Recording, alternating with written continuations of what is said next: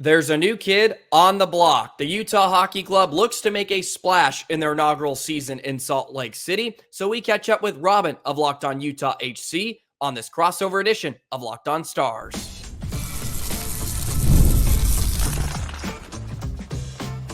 You're Locked On Stars, your daily podcast on the Dallas Stars, part of the Locked On Podcast Network.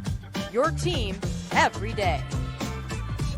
Howdy, Stars fans. I'm Joey Erickson, former producer 105 Through the Fan. Please be sure to subscribe. We are free and available wherever you get your podcasts and on YouTube. And as always, thank you so much for making us a part of your day and making us your first listen. Today, we bring you the first ever crossover between Locked On Stars and our new friends at Locked On Utah Hockey Club. I'm still getting used to uttering that phrase, but Robyn shares her perspective on the transition period over the summer from Arizona to Utah, what she expects for this 24-25 season. We also share some of our concerns and biggest question marks revolving around the Stars and the hockey club. And plus, we drop our predictions as well in the last segment. So stick around for those as well. Before we jump into today's episodes, please hit the subscribe button. We're almost to 2,500 subscribers. I want to hit that before October 10th, the season opener for the Dallas Stars. Hit that notification bell as well. Never miss an episode. Today's episode is brought to you by Indeed. Start hiring now with a $75 sponsored job credit to upgrade your job post at Indeed.com/lockedon. Without further ado, today's crossover edition of Locked On Stars and the Locked On Utah HC.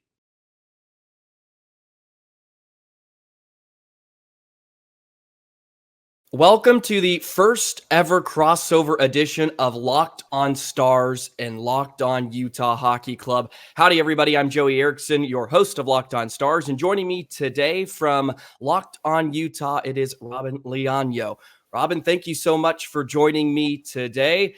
Really excited to talk some hockey. We're about a month away from the games actually beginning. We got training camp here in a couple of weeks. It's all starting to ramp up. It's an exciting time of year, that's for sure. Oh, it's just very exciting time. I know a lot of Utah fans are excited because the rookie camp's coming in and getting all those rookie showcase games in. They're like, it's just right now, right next to us. It is amazing. I cannot wait. Absolutely. And I'm excited to get into a little bit of everything about the Utah Hockey Club. Of course, their inaugural season, some excitement in the state of Utah. And the Stars, of course, are hoping to build off of back-to-back trips to the Western Conference Final. Hopefully they can finally get over the hump. And I'm intrigued about Utah for this season. So I hate to open up, I guess, an old wound right away, but I would love to ask you about the transition from Arizona and Utah, because it seemed to just kind of come out of nowhere, and it happened rather quickly in the grand scheme of things. So I think you would be the perfect person to ask on your perspective of what went down over the summer. And the Coyotes now moving to Utah. Of course, they're still a thing if they decide to come back, but from your perspective, what happened over the summer? And I guess how excited are you for this new adventure, I guess? Yeah, it was a pretty brutal news cycle when that initial drop came out. I had to go into emergency mode and I had to record almost what it felt like 5 episodes a day. I'm like, I don't know what's going on. It was brutal. I had a lot of fans reach out to me, and they're freaking out too. I'm like, I understand your situation. We don't know. There's only so much we can really provide right now. But more and more came out, and once it happened, the transition for me became, I guess, relatively I would say it was easy in the sense of jumping from one show to the other, going from Locked On Coyotes to Locked On Utah Hockey Club. But I will say every now and then I had to occasionally drop in. Oh, this is Locked On Coyotes. Oh, nope, it's not. But the teams, the players and the coaches, they look like they're having a really good time. They look like they're happy with the move. A lot of them still have homes in Arizona because they love Arizona. The weather here most of the year is fantastic. Yeah. Other than June, July, and August, it is a great place to be. They love it, but now there's in Utah, and they're figuring out. I think to them, they have the ability to no longer these players. I'm talking about the players and the staff and everybody really to no longer like have this sense of what's going on behind them. All the arena drama and all the other things, like all the other ownership drama. They're actually just a breath of fresh air going into the season. Is I don't have to worry about that right now. All I'm focusing on is the hockey, and to me, that's also a breath of fresh air. Yeah, absolutely. And from the outside looking in, the nice thing is for Utah, they have this really nice young core of players that are coming over, of course, from Arizona. And I would love to ask you about last season a bit, and what are your expectations moving forward for 24-25? Because Arizona got off to a really nice start last year. They were in the playoff conversation for the first 3 or 4 months, and obviously they had an injury to their netminder, and it kind of went south from there. But what are you most excited for heading into 24-25, and really a really nice young core of talented guys that are going to kind of lead the way here for Utah in the future? Yeah, this young core is really is a really promising team they have coming up ahead of them. I've been really excited watching them all grow, and your Logan Cooley and your Dylan Gunther. Heck, and Clayton Keller is still just entering his prime. He's 26 years old. Like, that's absolutely amazing to see that this is where they're at. They still have a lot of growing pains. As you said it, they had a really good start last year, but the second half to the Coyotes season last year was really bad. They ended up falling to and ended up getting the the sixth overall pick in the draft. So they fell pretty low. That was expected. We kind of knew that was going to happen because we know what the team was at the time. Over the offseason, they picked up some extra players and some extra just reinforcements to what they already have. I think this team has what it takes to get back into that conversation. Are they going to make a playoff spot? Probably not.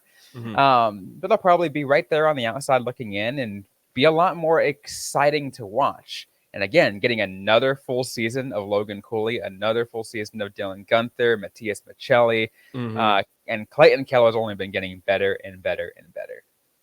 Yeah, they are so fun to watch. And Dallas has, of course, had the advantage over recent seasons over the Coyotes. But boy, does Keller, Michelli, and those guys just jump off the screen.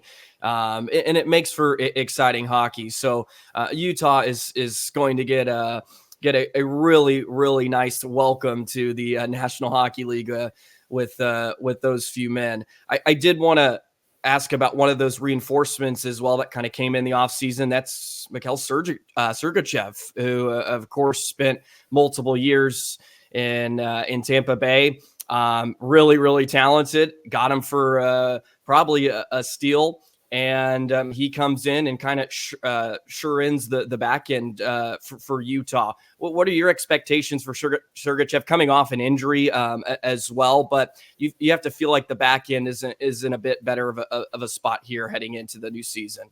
Yeah, well, you mentioned the injury, and I feel like that's an important thing to talk about. There still is a huge question mark on exactly what extent that injury is going to how it's going to affect his game this season. But I will say, I think without a doubt that the pickup of Mikhail Sergachev has now put him as the de facto number one defenseman on this core. Not to say that the other defense is not great. It's just that he's the most experienced. When he's healthy, he's shown he can be an elite defenseman. You look at everyone else, and it just kind of rounds things out where he fits. He's that that puck moving defenseman here everyone wants. I've seen everyone's like, oh my god, can you imagine Sean Dursey and Sergachev together? That's not going to happen because I've already gave my thoughts on two puck moving defensemen on one line and one defensive pair isn't the way to go. No matter if they are the two best defensemen on the team, but I really feel like that was a really good pickup. Yeah, sure.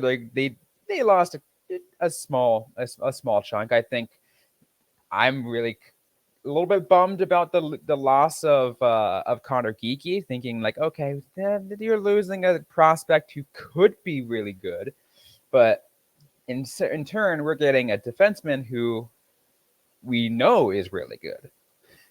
Yeah, absolutely. Another defenseman that's actually joining the Dallas Stars this year, Matt Dumba, was in Arizona last season.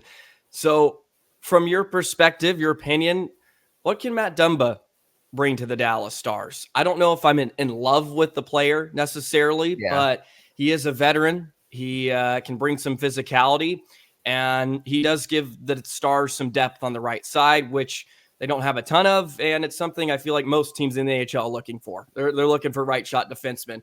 What about Matt Dumba? What can we expect from him in Dallas here this year?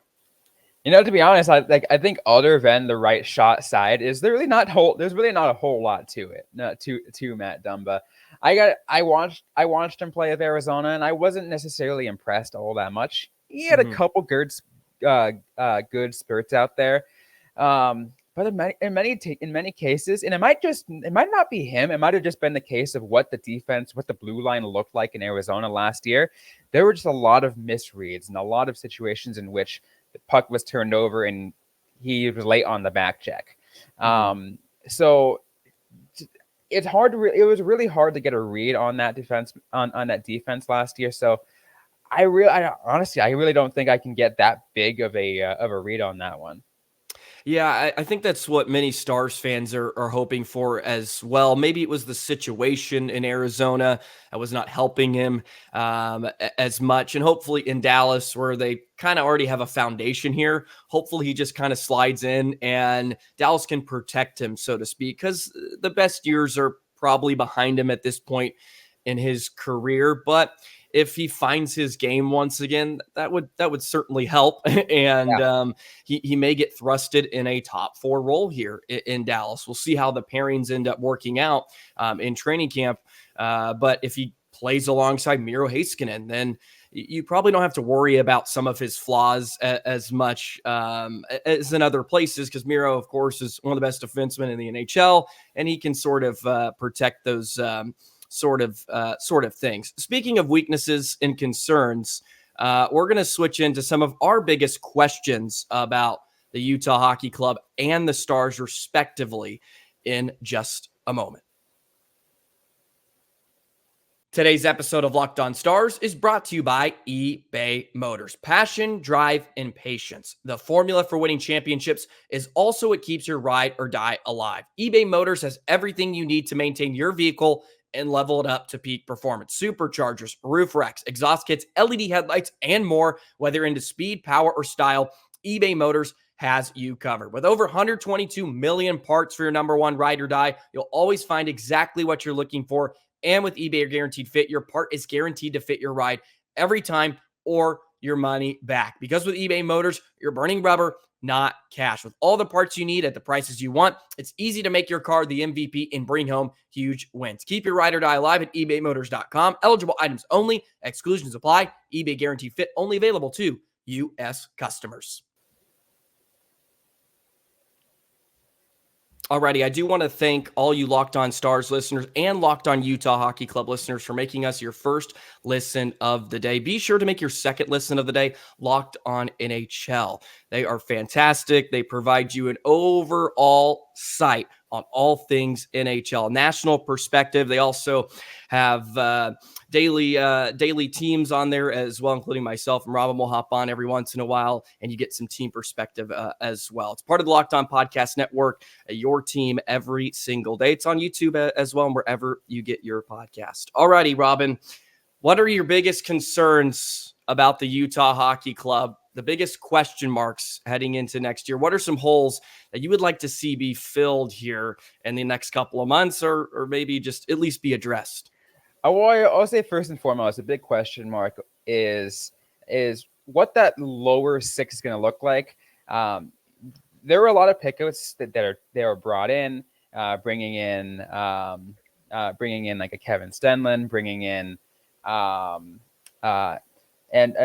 bringing back Liam O'Brien. A lot of other ones, he's like, okay, where are you going to fit? Because are you going to have Josh Stone still on that bottom six? Where are you going to fit him? Is he going to be a full-time? I feel like that there's still a lot of questions about where you fit. It isn't necessarily a bad thing either. But you kind of want to know what style are they going to go down in that case. You, at the very least, I at least know that Andre Tourney, the head coach for Utah, is kind of known to more go to the physical. So it wouldn't surprise me if O'Brien gets a more than a few games. I don't think he's going to get like a full-time gig in that bottom six. He might be one of those extra players, but again, I just don't know what that's going to look like. And the same thing I can say about the defense. We talked about Mikhail Sergachev, but again, I mentioned the question mark about him is how is he going to look post-injury? What are the rest of the pairs going to look like? Is it going to be Sergachev and Marino together? You putting in two of the acquisitions of the offseason on the first pair? It's an interesting decision, but is that the way they're going to go down? Are they going to go back to their that huge thing I hated, the 11-7, where you put out 11 forwards and 7 defensemen. I mean, at the time it worked because that's what Arizona needed, but it's like I just don't want to see it again. Please do not bring it back. Other than that, though, like I feel like there's going to be like this team feels like it's getting fuller. It feels like I don't have too many concerns. Maybe the only other thing is Tisha Ginla going to get at least a couple of games? Yeah, in the NHL level in the coming regular season. Is it like we already know he's not going to play a full season? We already know he's going to go back to the WHL. But is he at least going to get a look? Are they at least going to give him a try? Give him that little cup of coffee and be like, all right, here's what you're going to – let's see what you can do. I think that's probably my biggest question mark is, are they going to give Iginla enough of a look? Yeah, that's fascinating because Dallas sort of went through that last season with Logan Stankoven.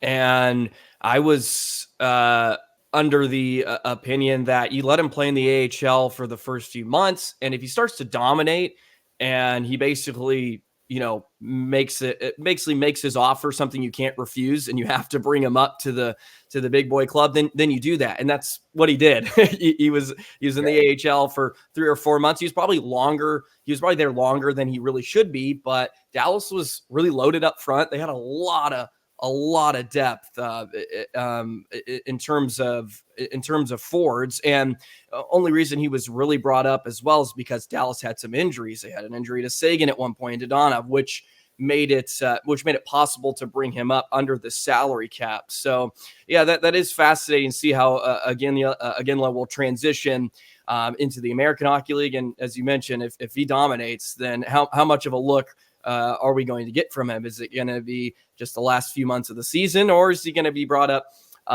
in January? And the Stars went through a period in February where they really struggled. They went on a road trip on the East Coast, and they were just struggling to pick up points and just struggling to find wins. And Stankoven was somebody that gave Dallas some juice. It gave them some energy back into their lineup. And maybe Iginla can sort of be that piece. It's not necessarily a trade deadline acquisition, but it adds some injection into your lineup. And yeah, he was a fun player to watch his tape heading into the NHL draft. So I think many would subscribe to the fact that they are very, very bullish on Iginla and his chances here in Utah. So that would be something to keep a close eye on.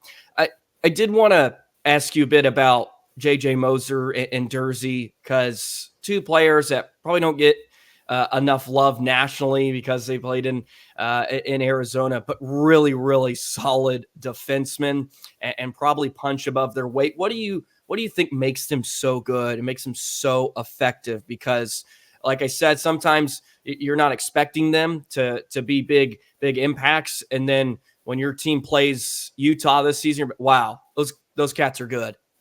Yeah, well, Jersey certainly. I feel like, I mean, he's been getting that experience. When Arizona at the time, first acquired Jersey, I was like, okay, like I like this pick. I like this pickup. Let's see where he can bring us. And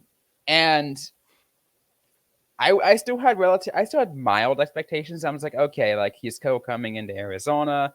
Like let's just see what he can do. And he just came right out the gate, like became one of the best, if not the best defenseman on the team at the time. Mm-hmm. I looked at him. He looks fantastic. And I think it's a mix of a couple of things. One, it's his skating. His skating has been phenomenal. He's able to get on the back check right away, and he's able to kind of move up, and take really control of almost the entire sheet of ice. Yeah. As the term, that 200-foot style player is, Mm-hmm. so to speak. And at the same time, he also got that great vision. He can see everything from that blue line, and he knows exactly where to bring that pass, to get down in the slot and take a shot if he wants to move up. He's got that incredible hockey IQ that I really tell a lot of people that's something you can't really teach. That's just something you just have. Yeah. Yeah, no, I mean, Miro's sort of the same way, and you see it with young players sometimes. They just get it.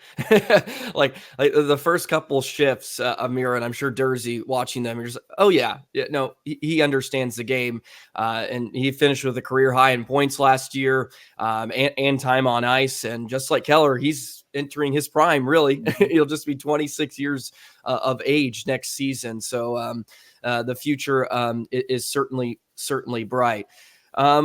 I guess if I had to go into the questions or concerns that I have about Dallas, I guess the big one heading into training camp is what they're going to do with Miro Heiskanen, because he's played the majority. Well, I mean, actually his whole career on the right side as a left shot defenseman. He's always played on his weak side, and he's really talented, so he can get away with it. And he's been really effective. But with this new addition of Matt Dumba and Ilya Lyubushkin, two right shots that are going to enter the lineup, are they going to be able to move Miro back on his strong side? And maybe that opens up some offensive opportunities for him, because we all know what type of a game he brings. And you mentioned the 200-foot style. I think Miro is almost the perfect embodiment of that style of play. He's just good in all three zones. But if he wants to get the recognition of winning a Norris, right? I'm on the Miro Heiskanen Norris train. Like we're trying to get him a Norris Trophy. He's never finished in the top 5 of Norris Trophy voting, which is almost hard to believe, but he does need to produce a bit more. You pretty much need to be almost a point per game player on the back end to sort of garner that Norris Trophy conversation, at least from the outside looking in. You have to be able to put up a lot of points. So possibly moving on his strong side gets the opportunity to pick up a few more points here and there. But really, I mean, the defense in general is sort of the question, and that's sort of what annoys me and most Stars fans. This was the same conversation we were having last year. Like, what are they going to do with this back end? Because Lyubushkin and Dumba are pretty much replacing Chris Tanev. And let's be honest, Dumba and Lyubushkin are not Chris Tanev. He was a perfect fit, and the Stars would have loved to keep him around.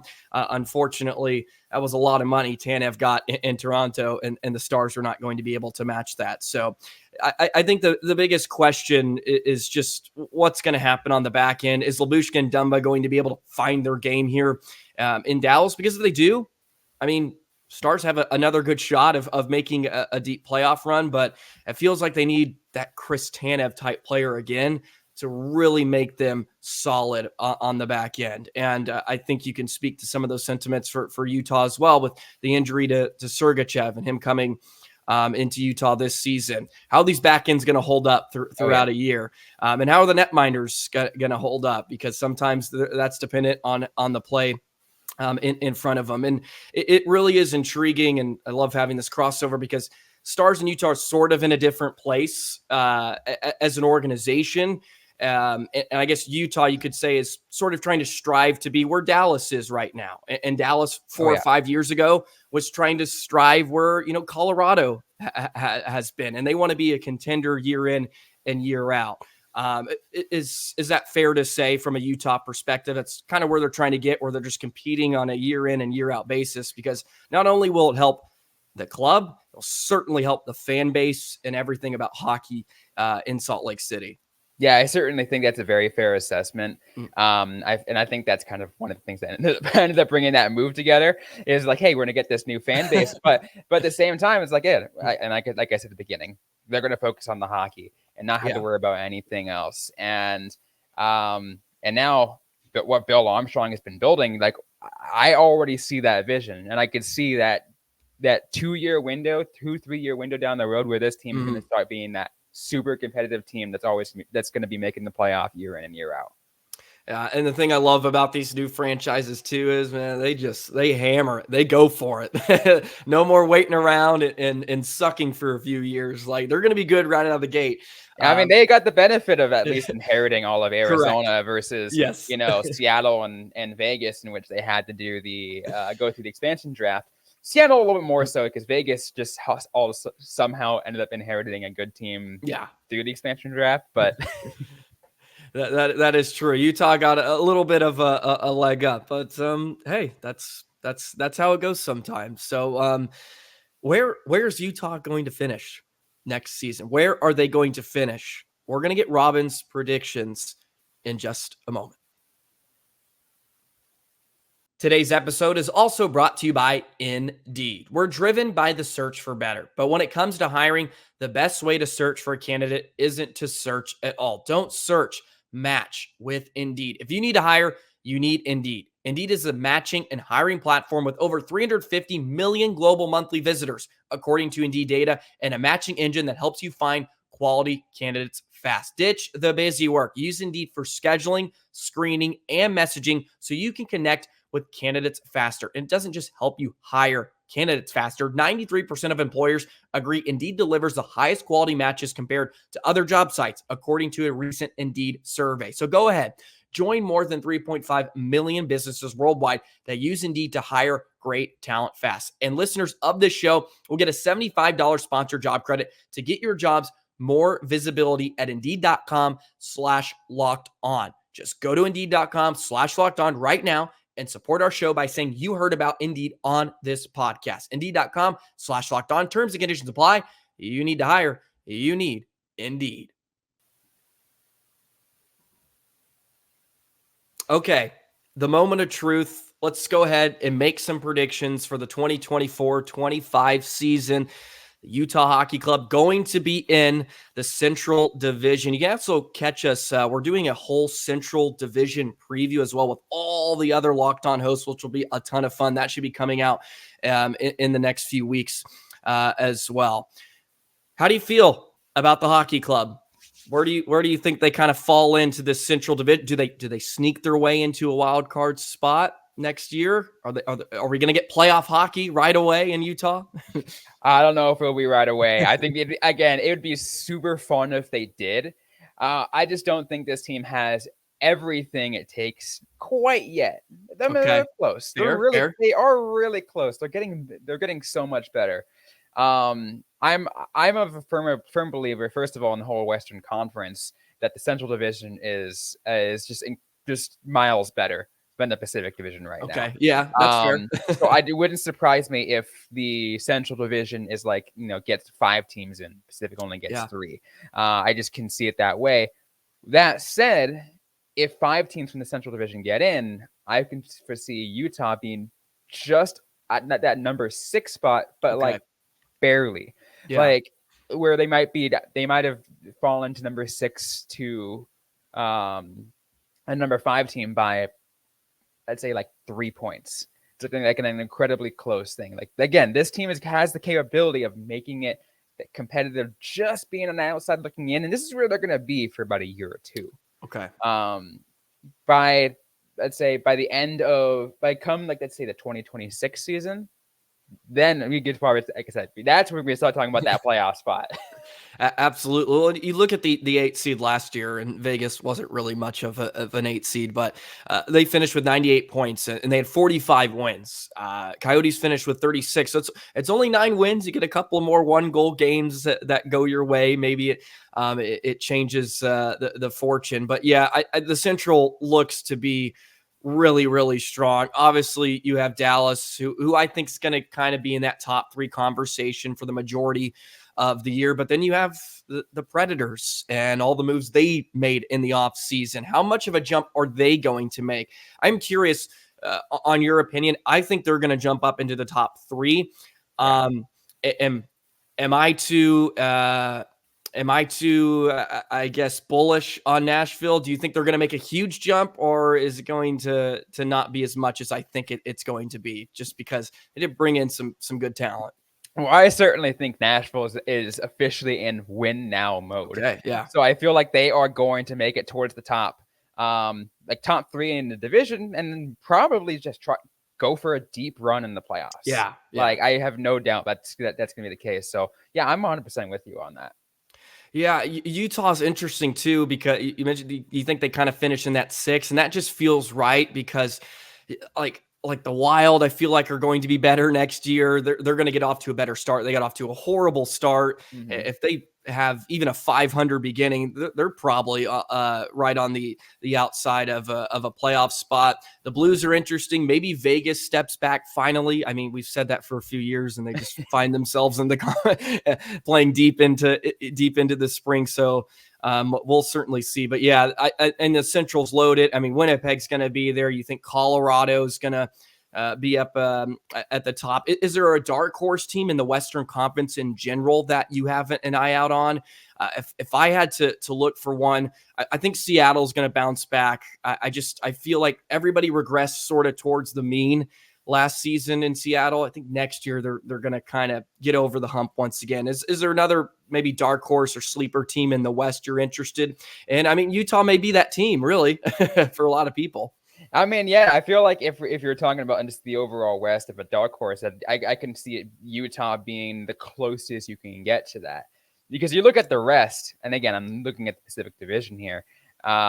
It's not good. I mean, San Jose is like, they are god awful, but they had some really good pickups. Bringing in Macklin Celebrini is it doesn't hurt. It does not hurt at all. LA has kind of slumped towards that bottom. Anaheim is I'm again, to me, like, it's outside in the Pacific Division, outside of the Canadian or what is it, Edmonton and Vancouver. I'm like, I have really no hopes for the Pacific Division. It's, to me, I'm like, it's all Central Division right now. It's all Central. No, that's fair. If there's a team that I really like, if I had to put money on a team getting back into the playoffs after missing, I think it would be Minnesota. I don't know why necessarily, but they have a really nice young core as well, and experience. Like, Kaprizov's just so good. And Zuccarello, Faber has kind of established himself, and they have to stay healthy too. They went through a lot of injuries. If they stay healthy, I think they kind of jump back into the conversation. And yeah, it seems like this conversation just reverts back to the Central because the Pacific has a few rebuilding teams, and the Kings seem to be going the other way now. So yeah, hey, I would be all for a five-team Central Division playoffs. That would be something, and maybe that would increase some of the rivalries within the division as well. Alrighty, well, I think that wraps up our conversation today. Robyn, thank you so much for joining me. It was a ton of fun. The first ever crossover Locked On Stars, Locked On Utah. Hopefully maybe we get to catch up as the season wears along. Please share where everybody can find your respective pod and where they can find you as well on the socials and all that good stuff. Yeah, you can find Locked On Utah Hockey Club wherever you get your podcasts, Apple, Google, Spotify, YouTube. To those, if you're an Amazon Prime subscriber, you can also listen to us ad-free on Amazon Music, Sirius XM as well. So literally everywhere you can get. We are on X, Instagram, and Threads at LO_NHL Utah. We're also on TikTok at LO_Utah Hockey. I'm personally at Robyn_Leano, and my co-host Tom Callahan, who's not on today's episode, but will be on all Utah Hockey Club episodes with me, is at Callahan on air. Awesome.